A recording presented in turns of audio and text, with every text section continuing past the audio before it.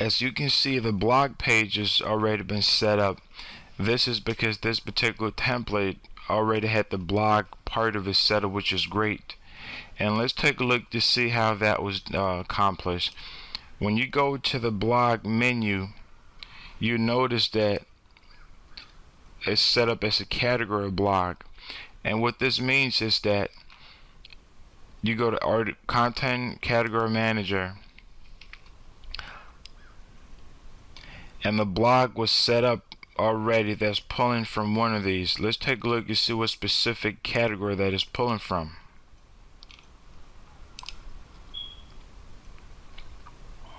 Okay, so as you can see here, this particular blog is pulling from category called web design.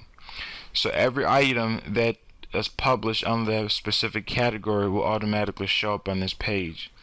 It makes it so much more easier. So instead of you having to manually do anything, the process is automated. So when you click on the title or read more, now you have the option of putting this image there, or you can, just delete it. So when we go to the page, let's take a look to see how all this setup works. So go to select category, go to web design, and there you find all the items that are on this particular blog.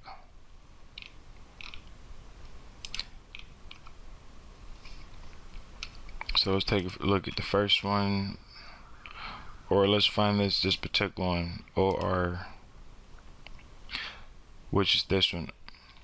Alright, notate something here. This particular blog has this lock on it, and sometimes you find that you have a lock on certain items that you cannot open.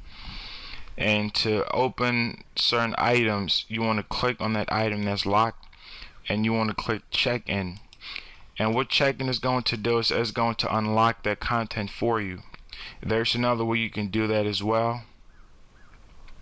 You go to site maintenance and click on global check-in, and once you click on global check-in, every item on your website that has a lock on it, maybe you're probably looking at the particular item and you forgot to properly close it and you're not able to have access to it. But once you click on global check-in, I was going to click on it, what this is going to do is it's going to let me know all the sections that had locks on it that I've unlocked now, so I can be able to access it. But let's go back to the article, to the web design category. So let's take a look at this first one.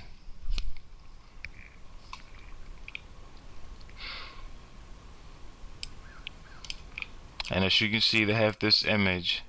If you want to change this image, you need to make sure that you have, if you want it to fit like this and look like this, you want to make sure that you have the pixels for it. So click on it, and you click on insert edit image icon, and it's going to let you know the dimensions of this particular picture, and that is 1000 by 500. So if you want to replace this, you have to make sure that the picture you replace it with is exactly 1500 1000 length and 500 width.